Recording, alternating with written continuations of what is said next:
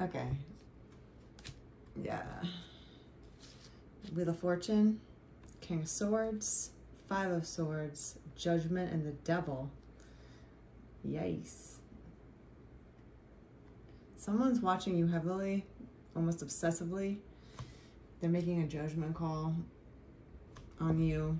They're walking away from things that no longer serve them. This is about disagreement. This is about picking and choosing what's going, you know, to come next for you or them. But they're in this devil energy of being very obsessive about this situation. This is very air-like energy. It might be an air sign, but it could just be air energy of a lot of thoughts, a lot of thinking, decision-making, thought processes, going back and forth a billion times, judging, rejudging, judging the judgments. You know what I'm saying? But this King of Swords is thinking about what they really want, the Wheel of Fortune, what they truly want. And it's interesting that it's in the north of the cross. You know, this is what they're truly thinking about, is their fortune. What do they want in their fortune? They're looking at you. They are heavily obsessed with you, though. Like, this is obsessive. This is getting to a point where they're, like, almost getting tired of thinking about it. And likely so. There's only so much you can mull over something before you just do something about it. And it's okay to be cautious in your decision making and, you know, cross your T's, dot your I's, reread it backwards, you know, put it down, pick it up again, you know, kind of thing. So it's good to make a good decision and know that you're making the right decision. You'll have a lot of confidence in your decision making when you know that this is it. This is what I decide, and that's it. He's putting down connections with certain people around him. There might be some issues going on around with people around him that it's holding this king back from coming towards you. And you have to weigh out your options when you know that you're going to ruffle people's feathers. You have to really make sure that you are standing in your conviction and doing what's right for you, what you want, not what other people want. A lot of people are pressured, peer pressure. You know, they're pressured by society on what they should do, of what people tell them to do. It's easy to be a puppet. It's easy to be a pushover.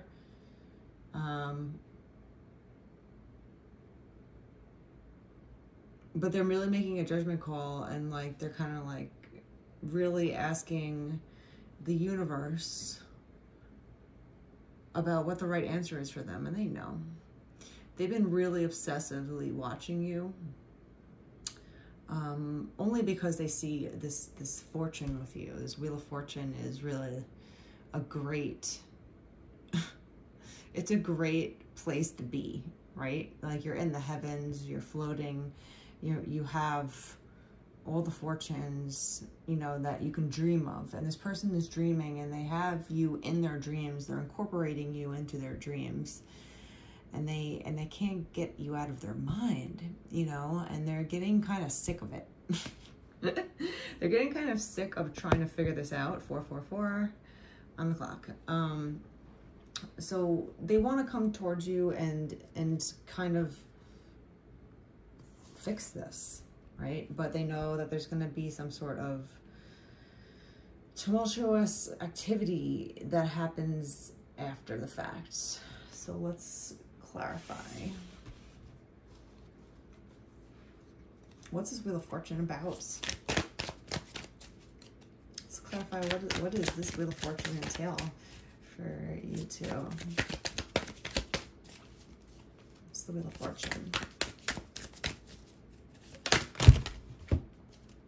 10 of Pence. Yeah. This person loves you. This person is really highly, they just see you in their future. They see you as the end result. Wheel of Fortune and the 10 of Pentacles. Come on. This person is really, that's why they're obsessing, because they know that this would make them extremely happy. They know that this would make them kind of feel like they made it. You know, when you know, little boys might, you know, picture what their home life will be like when they're older as well. It's not just girls that think about marriage and kids and homes and security. This person is dreaming, and in their dreams, in their end results, at the end of the storybook here, this person is thinking of you. And this King of Swords definitely doesn't do things haphazardly. Kings, especially the King of Swords, he's very decided, and he makes a decision. He's weighed out all his options, and he decides cuttingly what he wants, and that's it. You can't waver his opinion. It is what it is, and that's what he wants, and that's the end of it. Like, you don't question the king once he tells you, hey, I want a glass of wine. You're not like, but sir, are you sure? He's like, no, I want a glass of wine. You know, like, it's just kind of like that energy of like, no one's going to sway my opinion about this. This is exactly what I want. Okay, that's very interesting. What's the Five of Swords about? What is these Five of Swords? What's going to happen if you come towards you? What's happening with these people if he comes towards you?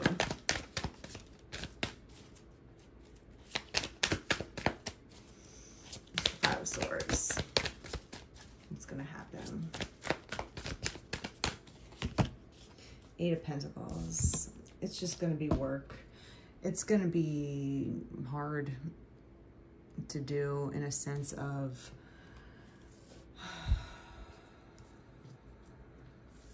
dealing with other people. He's gonna have to put some work in here to deal with other people's energy.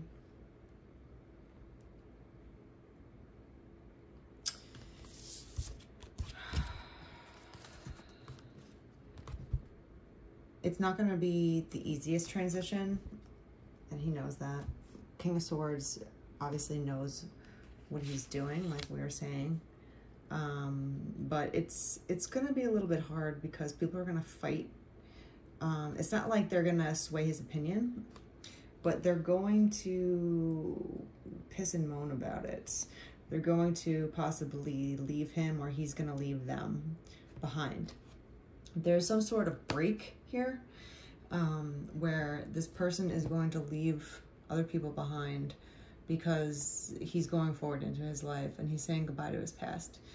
Whatever that past is, whatever his present is, he has to say goodbye to it in order to move forward. There might be people that he knows is not right for him, friendships, associates, past lovers, whatever it is that's connected towards him that he needs to get rid of. He has to kind of just like pack up his sword and move on. But he's been obsessing about this for a while. Like, do I do this? Do I shake up, you know, do I shake up the snow globe? You know, do I just not do this for everyone else's sake? You know, but the King of Swords is obsessive about this decision, and he's made a judgment call. He's made the judgment already. He wants to put in the work to get it.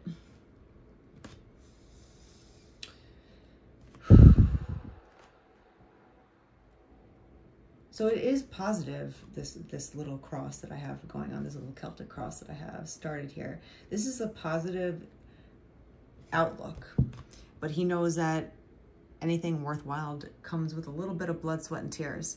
So there might be some tears happening here, or there's going to be some people that are just going to give him a hard time. What else with this hard time? What's going on with this hard time? The Star. Okay.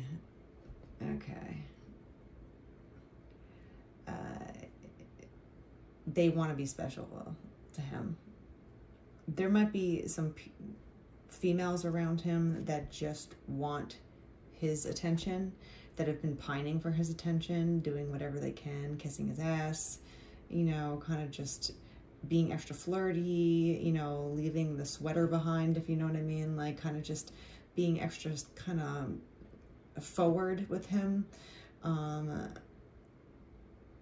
And, you know, being over-sexualized works only to a certain degree. If you want a one-night stand, sure, go ahead and show off your, you know, what your mom gave you. But if you want a boyfriend or a husband or someone that's going to stay around, you have to have more than just looks. You have to have more than just sexuality. And a lot of females think that sexuality is directly related to how much clothes you don't wear. And it's kind of stale to him. It's like, you know, especially in today's society, you know, we think that less is more when it comes to sexuality. And I feel like it's the opposite. You know, you have to have an allure to you. You have to have, give him something to imagine or try to imagine. You know, you can't just throw yourself at this, especially a king. You can't just throw yourself as this king and expect him to want to stay around after 24 hours, let's say, or less than that. He's going to become disinterested because you're just another hoe, basically, without saying it more eloquently. But you are star, and you're sticking out to this king, and he's watching you for a reason, and he's obsessed about you for a reason. You're not just another person giving it up to anyone who's willing to look. You have respect. You might be doing something in public, or you have a gravitational pull to you where the public sees you no matter if you want them to or not. That's what a star is. Like, there's something about you that when you walk into a room, your energy just attracts without even having to try. You're not a try hard, you're not a pick me kind of girl. You're like, you know, you're like, well, if you like me, you like me, and if you don't, oh well, you know. You might have a talent that's attracting people or this person, and other people know that, and they see that as well. And I think that's why they're gonna get upset if they see this king come towards you. That's why there's work involved here with him coming towards you, and that's why there's going to be some Five of Swords energy of people walking away, or him having to walk away, or break up, or break apart, or have some sort of divide with the people that are going to give him a hard time just out of pure jealousy or hatred or something about this connection, for no real reason. You know, it's just all low vibrational energy. He knows that, though. Again, the King of Swords is very in his head. He's thought of all the options, and when he makes a decision, it's set in stone, in a sense. He's made enough judgment calls and figured this out. When you obsess over something and you collect enough evidence, you'll finally come to a conclusion. This king has come to a conclusion. He knows what he wants, and he knows what's going to make him happy at the end of the day, at the end of his life. He wants you. So this king's watching, he's staring, he's obsessing. He might be watching a little bit too much. Hasn't made a move because he obviously knows the repercussions of such. But there is some sort of decision here, and he sees you as a beautiful star, as you are. You definitely stand out to him in some way. And it's not just because you are good looking. And it's not just because of one thing. It's like the whole package. The star has 5 points. So there's like, you're multifaceted, you know? What's up the devil? 6 of Cups. Obviously they know you. They know of you already.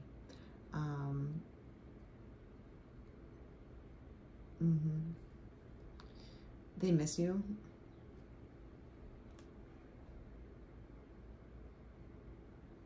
And that's another reason why they're obsessed, because they miss you. Maybe you haven't been around lately, you've left, you aren't in their orbit as much as they want you to be.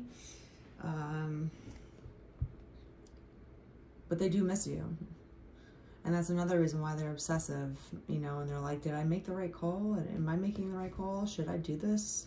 Should I not do this? You know, they're kind of like really trying to figure out this obsession. Like, they are even surprised by their own obsession with you. It takes a lot to gain the attention of the King of Swords and keep his attention on you, because his mind flutters all over the place. So if you can keep a King of Swords attention on you, the Star can. You know, there's something about you that attracts him to you heavily. What else? What else with the Six of Cups Devil? What is this obsession about? The Moon. It's because they haven't said anything. And this also popped out with the Ace of Swords. So they want to tell you the truth. They want to tell you what's up. They want to tell you how they've been feeling about you. And they've never told you before with the Moon. Maybe they missed their chance with explaining themselves to you. You know, that's why they're kind of like judging themselves. They're like, well, did I mess up this scenario? Did I mess up my chance? How can I get this chance back? How can I recreate my chance? I don't know. You know, and the Moon is all about following your intuition, but keeping quiet about it. Like, this person has never said this to you, and I think that's why they're, you know, judging themselves, because they saw the star. They saw everyone else hating the star, because that's what usually happens when someone stands out. They know that they have, you know, these feelings towards you. You capture their attention. They're obsessed with this scenario because they feel like you slipped through their fingers. And even though they had all this stuff going on in their head, they never said a word about anything to you. My light is flickering for some reason now. Okay. But I feel like they missed their chance of saying something towards you, you know, when they had the chance. That's why there's like a I miss you energy here too, because they're like, oh God, you know, like they were in my hands and I let them slip through my fingers. I never said anything, kept it inside, you know, because he knows that other people are going to just give him shit for it, basically. So what's the Judgment?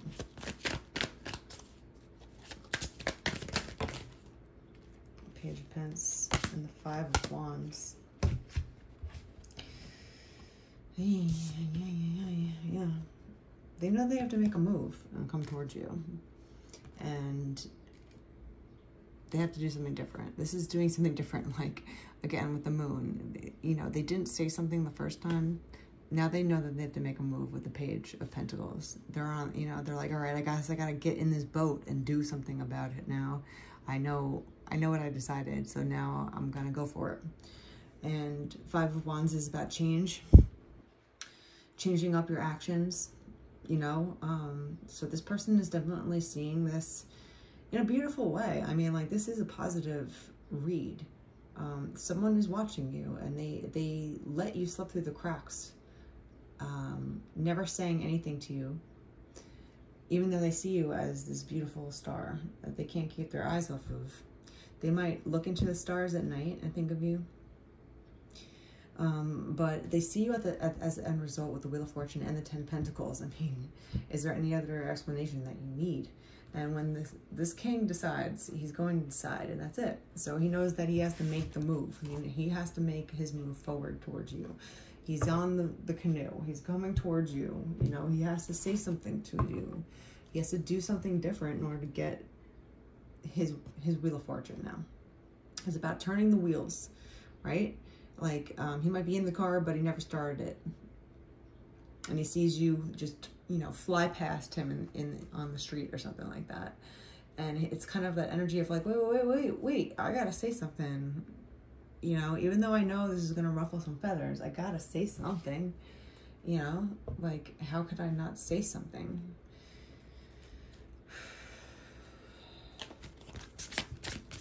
You know, try. Float in stillness, meditation is the key to filling up with the joyous nectar of life. This person has been in a high meditation about this, you know, moon energy, meditation, you know, judging, trying to figure this out on their own before, you know, announcing it to the rest of the world. Floating in stillness, you know, when you watch a hummingbird fly and it looks like they're floating in air without even moving their wings because they're going so fast. His mind might be going really fast, but he's not making any movement. It's like a deer caught in headlights when he looks at you, like the star. He looked at you and he froze in fear almost. He froze out of love.